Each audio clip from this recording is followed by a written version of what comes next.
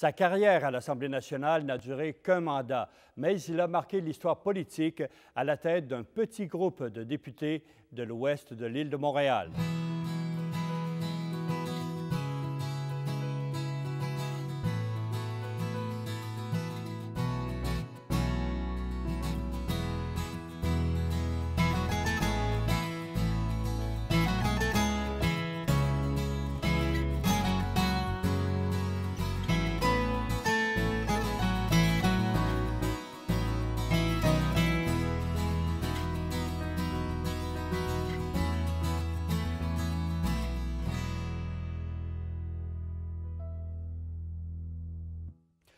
Bonjour, M. Libman. Bonjour. M. Libman, vous étiez aussi à cette époque-là, enfin, le Québec était plongé dans les négociations constitutionnelles, l'accord du Lac-Meech, les votes dans les autres provinces. Finalement, ça a duré 3 ans et ça a été le rejet ici, en 90. Comment vous, votre parti, vous êtes situé dans ce débat-là? C'était un débat très difficile, très intense, comme vous savez. En fait, notre parti avait une position officiellement contre l'accord de Lac-Meech, les 5 conditions de Meech. If most constitutional experts in favor of Meech Lake as is have said that the Charest recommendation does not weaken the Distinct Society Clause, why would you object to such a recommendation to at least help break the impasse? Alors, Monsieur le Premier ministre. Mr. Chairman, I quote the constitutional expert about the promotion clause. I have experts Mr. Rankin, Mr. Watts, Mr. Robinson, Mr. Russell, who said that that promotion is not necessary, that already the provinces are having the federal government is having all the necessary power to face this question. So I'm saying why we should create problems for ratification of Meech Lake if this is already with the powers of the federal government. La clause de la société distincte ou le libellé de cette clause de la société distincte n'était pas acceptable à notre parti. Alors on était contre ça, sauf M. Holden, effectivement, a fait campagne pour le oui, pour le Meech, pour l'accord de Lac-Meech. M. Holden était favorable, mais nous étions contre. Quand l'accord a été rejeté, le soir de rejet de l'accord de Lac-Meech, c'était très difficile pour moi ici à l'Assemblée nationale. Je me sentais très isolé. Comme vous savez, M. Bourassa a pris une position très dure. Il a dit que Québec sera toujours libre de prendre son propre destin. Jacques Parizeau a tendu la main à Robert Bourassa pour l'accompagner vers la souveraineté du Québec. Et moi, comme quelqu'un qui était contre l'accord de Lac-Meech, avec le sentiment d'humiliation qui s'est senti par la population du Québec, je me sentais mal à l'aise ici et très isolé. Et effectivement, Québec s'était plongé dans une période d'incertitude où personne ne savait quel sera le résultat de ça. Robert Bourassa était capable, au mois de juin 1990, de tenir un référendum sur la souveraineté. Ce serait une chose faite si lui, il était quelqu'un qui a voulu amener Québec vers ce destin. Le moment était très propice pour lui à cet instant-là. Mais les semaines se sont écoulées. Il y a eu la commission Bélanger-Campeau, la loi 150, bref, qui formait cette commission, ce grand forum sur l'avenir du Québec. Vous en avez fait partie. Étiez-vous à l'aise dans ce groupe-là? Oui, en fait, j'étais à l'aise dans ce groupe-là. C'était une opportunité pour moi de participer dans un forum très intéressant avec plusieurs de mes collègues ici à l'Assemblée nationale. Comme j'ai mentionné tantôt, on développe une certaine collégialité entre collègues. Alors, à ce niveau-là, j'étais à l'aise, mais c'était aussi une opportunité pour moi d'apprendre beaucoup sur le Québec, les régions du Québec.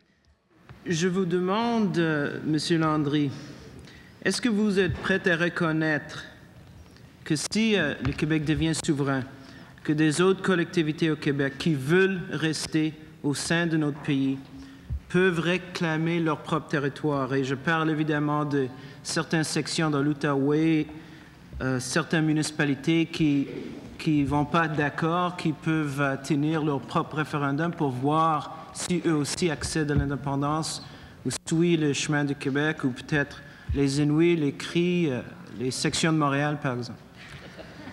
Monsieur Liebman, je vais d'abord commencer par faire une distinction que vous auriez dû faire vous-même entre les diverses minorités que vous avez mentionnées au début de votre question et les nations qui ont premièrement fondé ce pays. Voyager partout et d'entendre les messages ou les plaidoiries des personnes de Rouyn-Noranda, de la Gaspésie, de Saguenay-Lac-Saint-Jean était une expérience pour moi très spéciale, très pédagogique.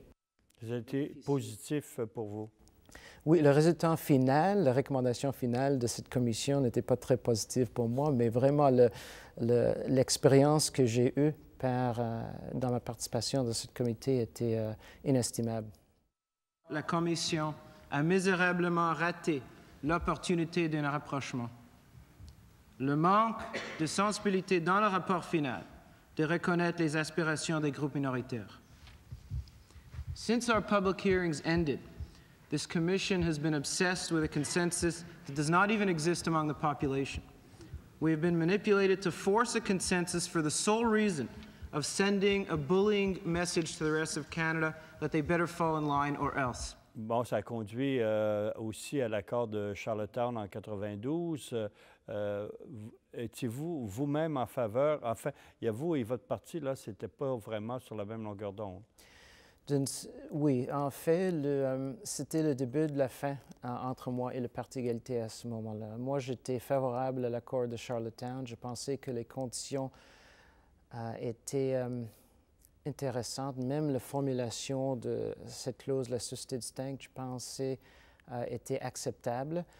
Et aussi, on devient, après le temps, surtout ici à l'Assemblée nationale, plus pragmatique politiquement. Et moi, j'ai vu ça comme une opportunité pour vraiment nuire à l'avenir du Parti québécois. Parce que si l'accord de Charlottetown était entériné au Québec, ça signifierait la signature du Québec, finalement, sur la Constitution canadienne. Ça, c'était la condition. Si on accepte Charlottetown, Québec signe la Constitution canadienne, qui enlèvera beaucoup de la raison d'être du Parti québécois, ou au moins leur discours politique sera beaucoup plus difficile si Québec signe finalement la Constitution canadienne. Alors, je croyais que pour ces raisons-là, ce serait fondamental qu'on accepte cela. Le parti politique ou le Parti égalité, les militants étaient contre l'entente. Ce sont des puristes constitutionnels qui dominaient le parti à ce moment-là. Alors, ils n'étaient pas favorables à ça. Alors, le fait que moi, je faisais campagne pour le oui, pour l'accord de Charlottetown, contre mon propre parti était très difficile et la séparation entre moi et eux s'aggravait à cause de ça. Mais il y avait à cause de la loi sur les consultations populaires, vous étiez dans quel parapluie, vous? Moi, j'étais favorable au Charlottetown, alors j'étais sous le parapluie de oui pour Charlottetown, qui était dirigé par le Parti libéral, un adversaire politique. Le parti, ou les membres du parti, ou le Parti égalité officiellement, étaient sous le parapluie de non, qui était dirigé par le Parti québécois. Alors, un mariage qui n'était pas idéal. Alors, ça signifie pour moi que la loi référendaire au Québec devrait être modifiée, devrait être bonifiée, parce que ça ne faisait pas de sens. Le fait d'être sous le parapluie d'un adversaire politique ou le parti... Pour des raisons différentes. C'est ça, pour des raisons différentes. Et le parti qui dirige le parapluie de oui ou le parapluie de non décide sur les dépenses, décide sur le message à véhiculer. Et c'était très difficile pour moi, surtout à l'intérieur du parapluie de oui. Eux, le message du Parti libéral aux Québécois, il faut accepter l'accord de Charlottetown parce que c'est un fondement, on peut bâtir là-dessus, on peut agrandir, on peut ajouter des éléments plus tard pour renforcer la place du Québec. Pour moi, le message pour les anglophones, pour appuyer l'entente de Charlottetown, ce n'était pas pour dire que le Québec va chercher plus de pouvoirs à Ottawa, c'est pour leur dire que c'est une façon d'arrêter ou d'empêcher le mouvement souverainiste au Québec. Et c'est une concession, oui, d'accepter la réalité d'une société distincte dans la Constitution, mais au moins, c'est un frein au mouvement souverainiste. Alors, deux messages qui veulent le même résultat, oui, mais pour des raisons différentes, deux stratégies différentes. Alors pour moi, c'était une atteinte à ma liberté d'expression. Alors on a contesté cet aspect de la loi référendaire devant les tribunaux. Et 5 ans plus tard, la Cour suprême a décidé dans notre faveur, qui a mis en cause, en fait, la structure des référendums et qui a permis ou qui a suggéré que les comités parapluies ont des sous-parapluies à l'intérieur de la parapluie pour permettre des divergentes opinions des tiers partis qui ont un message différent. Et avec le recul du temps, est-ce que tout ce long débat constitutionnel, Meach, Charlottetown, a favorisé les fédéralistes ou les indépendantistes au Québec? Je pense ni l'un ni l'autre. En fait, aujourd'hui, on fait toujours partie du Canada. Alors, on ne peut pas dire que ça favorisait les souverainistes. Je pense que quand on parle de ces chicanes constitutionnelles, ces débats éternels, l'accord de Lac-Meach, Charlottetown, même Victoria en 71, le référendum de 95, ça nous fatigue. Ça nous fatigue. Et chaque fois maintenant que quelqu'un soulève les questions constitutionnelles ou ouvrir la boîte de Pandore des autres conditions constitutionnelles, de rouvrir la Constitution, les gens roulent les yeux d'une certaine façon parce qu'on est fatigué de ça. Monsieur Lieberman, si on revient à votre travail à l'Assemblée nationale, sur quel autre dossier que le dossier linguistique, là, vous avez concentré vos efforts? Parce qu'il n'y a pas seulement dans les écoles et au travail que la langue française et la langue anglaise ont des frictions. Mais voilà, quand on est à l'Assemblée nationale, on réalise très vite qu'il y a des autres dossiers dans le monde que la langue. Alors, il faut s'adapter. On a commencé de participer dans plusieurs débats qui touchent les autres questions, les autres enjeux. Il y a tout le débat autour du budget.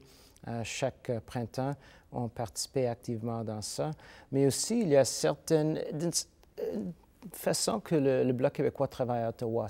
Plusieurs éléments, ils tournent vers les meilleurs objectifs ou les meilleurs intérêts du Québec. Il y a plusieurs questions qui touchent l'éducation, qui touchent la fonction publique, où on a lié la communauté anglophone à ces questions.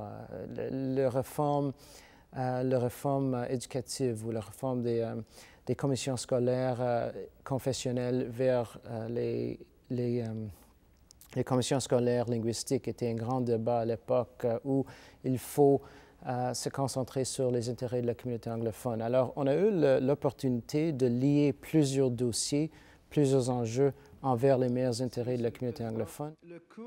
Le cœur du débat d'aujourd'hui ne devrait pas être concentré sur la substance de la politique de la langue dans le réseau des écoles françaises de la Commission des écoles catholiques de Montréal. La Commission a proposé de nombreuses mesures pour atteindre certains objectifs importants. Notre position est sans équivoque. Nous sommes favorables à la majorité des recommandations de la CECM, mais nous avons de sérieuses objections. Une de vos trouvailles, c'est que vos recherches vous ont permis de découvrir des contrats entre Hydro-Québec et des alumineries à taux préférentiel et qui auraient même engagé une hausse de tarifs au Québec. C'est quoi finalement l'histoire? Parce que vous avez été poursuivi pour ça, je crois. Oui. Ou menacé de l'être? Menacé de l'être, c'est ça. Ça, c'était, selon plusieurs analystes politiques, était un de mes meilleurs moments à l'Assemblée nationale. Hydro-Québec a mis une injonction sur la publication le contenu des contrats entre Hydro-Québec et 13 alumineries. Des tarifs d'électricité dans des contrats de risque partagé, comme par exemple Norsk Hydro, 1,47 cents le kWh, Reynolds, 1,72 cents le kWh, etc.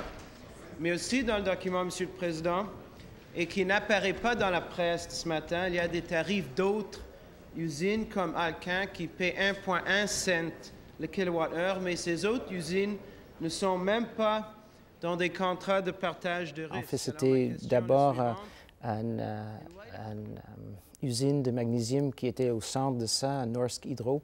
Alors, Hydro-Québec a mis une injonction sur le dévoilement du contenu de ces contrats.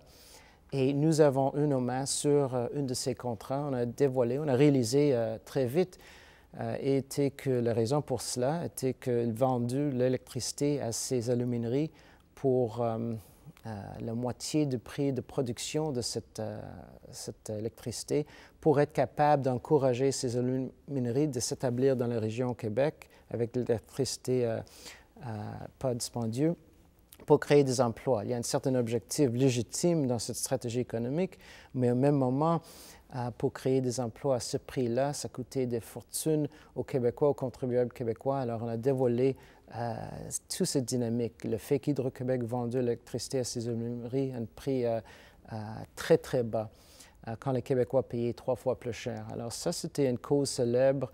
Le Parti québécois a sauté là-dessus. On a fait des manchettes pendant des semaines pour ça. Et quelques jours plus tard, les alumineries m'ont menacé avec une mise en demeure d'arrêter de parler sur cette question. Moi, j'ai déposé tout de suite à l'Assemblée nationale une question de privilège parce que c'était une atteinte à mon droit élémentaire comme député de parler. C'était un geste d'intimidation et ça a augmenté la crise ou la façon que c'était devenu une cause célèbre pendant des semaines. Et finalement, j'ai rien entendu depuis ce moment-là. Ça fait 17 ans à peu près. Avril 91, ça fait 17 ans. Et depuis cette mise en demeure par fax, j'ai rien entendu des alumineries. Alors, je ne pense pas qu'ils vont poursuivre cette question-là. La discipline n'est peut-être pas toujours facile à maintenir. Vous avez même dû expulser l'un de vos députés, M. Richard Holden. Quel reproche vous lui faisiez? M. Holden était un homme très difficile à encadrer. D'abord, moi, j'étais la moitié de son âge. Lui m'a toujours fait rappeler que son fils était plus âgé que moi. Alors, à chaque fois que j'ai couru après lui ou j'ai essayé de lui pousser à faire quelque chose, il m'a fait rappeler de cette fête-là. Moi, j'avais 28 ans. À l'époque, M. Holden, M. Cameron avaient 55, 60. M. Atkinson, 70. Alors, imaginez-vous comment c'était difficile pour moi, un jeune sans aucune expérience politique, beaucoup d'enthousiasme, une éthique de travail assez fort. Essayer d'encadrer ces trois-là, c'était très, très difficile. Et vous parlez de vos collègues tout à l'heure. Vous avez parlé beaucoup de M. Holden, M. Atkinson, mais M. Cameron, quelle sorte de personnalité et quel lien vous aviez finalement avec chacun d'eux? M. Cameron est un intellectuel. On peut lui mettre à l'Assemblée nationale pour discuter à n'importe quel sujet. Ça, c'était un avantage parce qu'il y a plusieurs motions sans préavis. Il y a certaines discussions qui se tiennent. Lui, comme historien, comme enseignante à l'université, était capable d'aller devant le Salon Bleu, devant tous les autres élus, de parler de n'importe quoi pour le maximum de temps. Et pour lui, c'était toujours difficile de s'asseoir. Le président souvent lui a fait rappeler qu'il n'a que 20 minutes. Even what seems to be an economic issue is ultimately still one that will depend on the way the world sees what Quebec does in these things. June, please. Merci, Monsieur le Président. Thank you. Merci, Monsieur le député. Monsieur Cameron a profité de cette temps de parole. Lui m'a toujours appuyé dans les discussions, débats avec Holden et Atkinson. Mais cette cohésion devenait de plus en plus difficile entre ce qu'on pouvait appeler les modérés et les purs et durs, les radicaux. Mais c'est ça. Un des problèmes qu'on avait depuis le début était qu'on était créé sur un thème principal, la question linguistique et aussi l'enjeu constitutionnel. Quand on est créé sur un thème, ça crée une coalition de certaines personnes de droite, de la gauche, des purs et durs, des modérés, des pragmatistes, des personnes de toutes sortes. Alors, quand on essaie de développer des stratégies ou de toucher des autres questions, parce qu'on a développé aussi un programme politique qui touchait l'ensemble des questions au Québec, il y a des tensions qui se développent. Et la transformation d'un mouvement idéologique vers un parti politique était très, très difficile pour nous et les cracks dans la Fondation commençaient de développer. Et finalement, au fil des années, il y a eu le divorce entre vous et votre parti. Il y a eu un congrès à la direction. Vous n'y avez pas participé. Est-ce que là, c'était vraiment la fin, le début de la fin dans vos relations entre vous et le Parti égalité? Mais comme j'ai mentionné, l'entente de Charlottetown était très, très difficile. Il y avait autour de cette question-là, les militants du parti qui ont devenu de plus en plus les purs et durs ont commencé de perdre la confiance que je pourrais représenter leur point de vue dur à l'Assemblée nationale. Alors, cette brise de confiance a été difficile à regagner.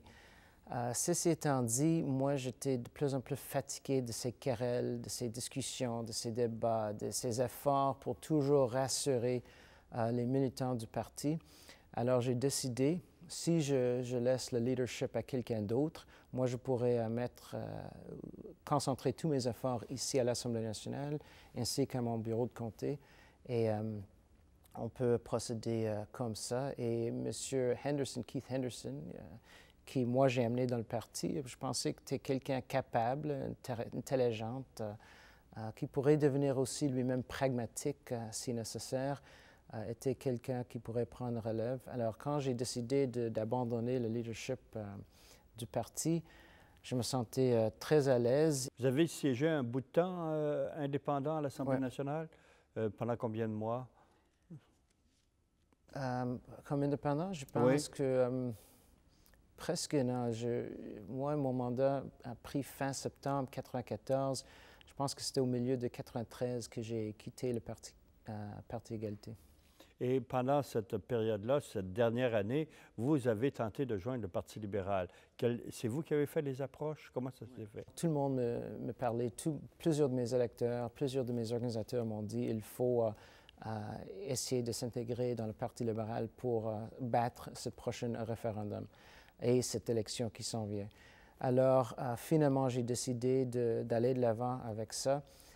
J'ai commencé devant des memberships pour le Parti libéral pour gagner la nomination, la candidature du Parti libéral.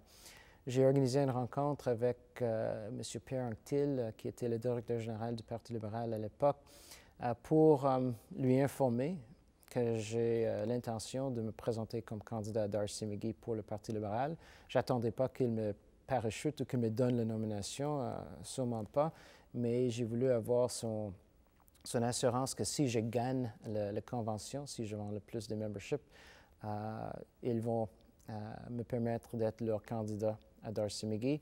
Et il était... alors, j'ai eu cette réunion avec lui dans son bureau, au 8e étage de siège social du Parti libéral. Il m'a informé d'une façon très directe, oui, vous pouvez vendre des memberships si vous voulez, oui, vous pouvez devenir membre du Parti libéral si vous voulez, mais vous ne serez pas le candidat pour le Parti libéral à cette élection. Alors, les questions étaient assez claires et j'ai décidé de me présenter comme candidat indépendant. Est-ce que vous aviez de grands espoirs d'être élu? C'était une campagne difficile. Ce que j'ai entendu jour après jour après jour était le même message, mais si on vote pour vous, on divise le vote libéral, il faut tous être ensemble pour défaire le Parti québécois parce qu'on ne veut pas un autre référendum. Alors, c'était le message. Et malgré les efforts d'essayer à chaque porte de dire aux gens, regardez les numéros, si on vote pour moi, on peut diviser le vote libéral en deux sans aucun problème. Le Parti québécois ne sera pas élu ici. J'ai eu 10 000 votes dans cette élection, mais c'était pas comme l'élection en 89 quand il y avait une vague et je peux dire n'importe quoi, les gens l'ont appuyé. Est-ce que vous avez été bien déçu de cette défaite-là?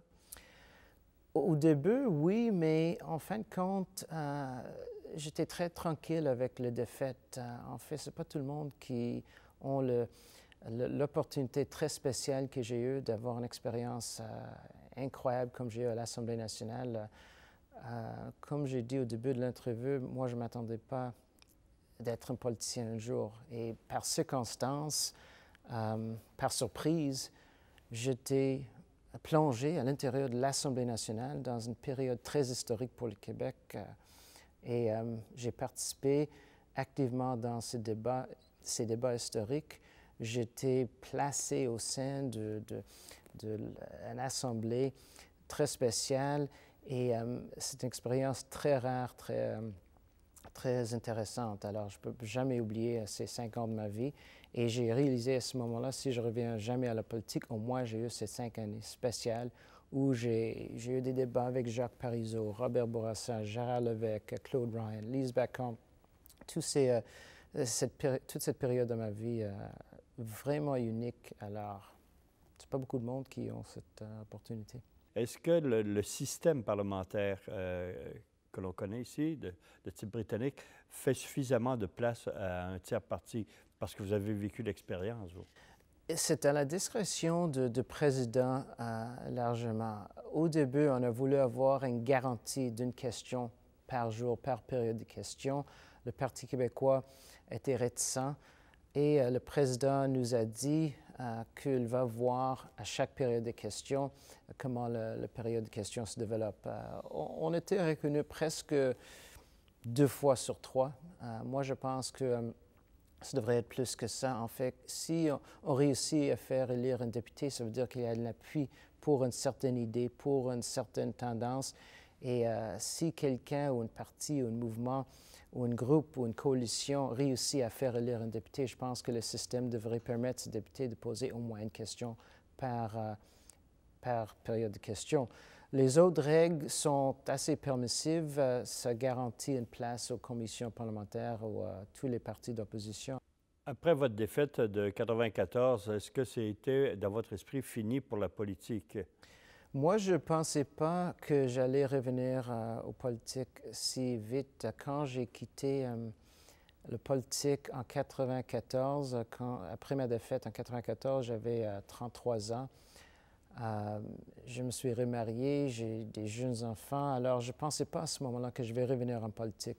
Sauf qu'en 1998, le maire sortant de Côte-Saint-Luc, Bernard Lang, m'a approché pour me demander si j'ai voulu le succéder. J'ai accepté cette offre, cette initiative, et j'étais élu sans opposition en 1998. Je ne savais pas que 4 ans plus tard, il y avait tout le débat autour des fusions municipales, et la ville de Côte-Saint-Luc était fusionnée sur l'île de Montréal avec les autres municipalités. Et donc, quand j'étais réélu en 2002, c'était aussi comme conseiller municipal à la ville de Montréal, avec Gérald Tremblay, qui était le chef du parti. Monsieur Liebman, qu'est-ce que vous souhaiteriez que les historiens retiennent de votre carrière politique à vous, de la contribution du Parti Égalité pendant les 5 années où vous avez été à l'Assemblée nationale?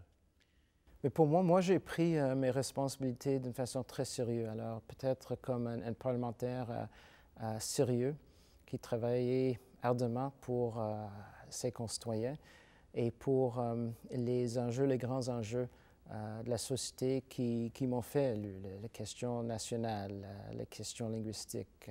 Moi, j'ai travaillé très fort au cours de ces 5 années pour vraiment être une voix pour une communauté au parquet de l'Assemblée nationale. Et je pense que c'est une leçon très importante que si les gens se sentent aliénés politiquement, s'ils se sentent qu'il n'y a pas une voix, un véhicule pour eux politiquement, c'est très important de représenter ce point de vue. Créer un parti politique, si vous demandez aujourd'hui si je veux le refaire, je vous dirais non. Mais à ce moment-là, quand j'étais naïf et jeune et prêt à surmonter ou attaquer ce défi, c'était vraiment un défi intéressant. Mais au moins, j'ai eu la chance de faire réaliser quelque chose au lieu de juste me plaindre comme tout le monde faisait. J'ai eu la chance de faire quelque chose tangible.